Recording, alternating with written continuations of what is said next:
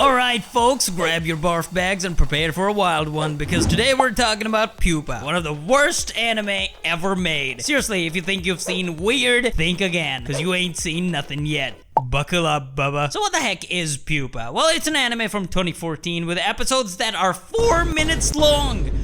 What? Who thought that was a good idea? But what's even worse is that if you take that 4-minute long episode and you take out the opening and the ending song, then what you're left with is 3 minutes of content.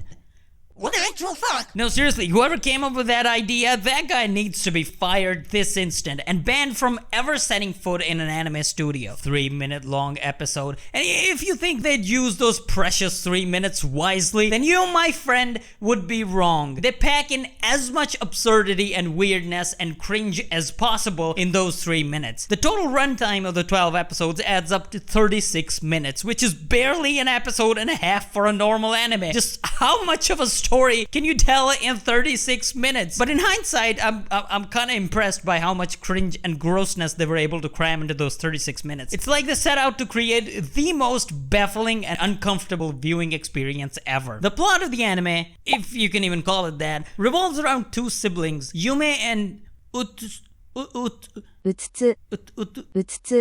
Yume gets infected by a virus called Pupa, which turns her into a flesh-eating monster. And to survive, she needs to eat human meat. Lucky for her, the same virus turned into a Wolverine-esque superhuman with regenerative capabilities. And you know what that means? A lifetime supply of fresh prime chuck. Yeah, you heard that right. She eats her brother to stay alive. If you're already feeling disgusted, please wait, because the anime shows us this act in visceral detail. Yume starts chowing down on her brother's arm like it's a chicken wing while he writhes in agony. The sound effects are disturbingly realistic. And during the entire scene, Yume's voice keeps going on in the background saying "Oni-chan" in a kind of a sexual way over and over again. Okay. It's like they wanted to see just how far they could push the boundaries of palatable taste and human decency. And just when you think it can't get any weirder, enter Tall Lady in Black with a fucked up face. Tall Lady in Black with a fucked up face is a researcher who becomes sort of a guardian for the kids. But in reality, she just wants to research the virus and do experiments on the kids with a creepy enthusiasm that makes you want to question her sanity. In one episode, she mysteriously becomes pregnant without any explanation. And later it's revealed that the child she's pregnant with is in fact an incestuous abomination offspring of the siblings concocted in a lab.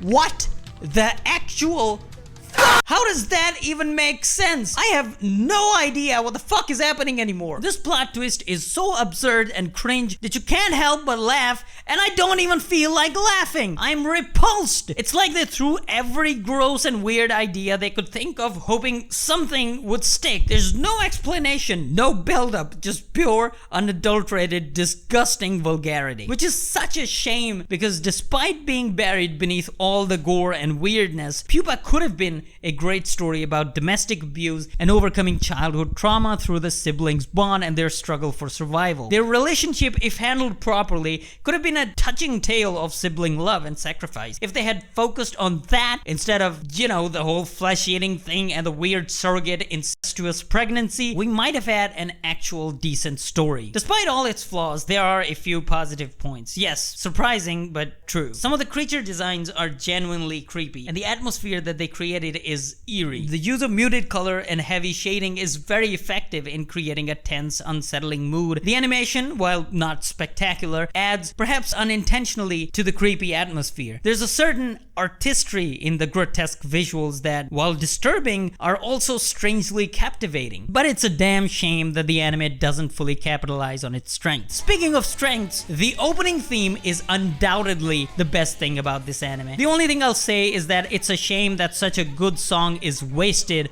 on such a shitty anime. Also, I didn't expect to hear Kenji-sama, the peak of voice acting, in this dumpster fire. His performance could be one of the few redeeming qualities, even though he's in it for like 2 minutes and using like 5% of his talent. Pupa is a cautionary tale of what happens when you focus on shock value over substance. What it needed was perhaps a more cautious approach, balancing its intense themes and imagery with nuanced character development and storytelling. Instead, Pupa stands as a reminder that sometimes innovation without the right kind of guidance can go horribly wrong. It's a reminder of what happens when you sacrifice narrative coherence for shock factor.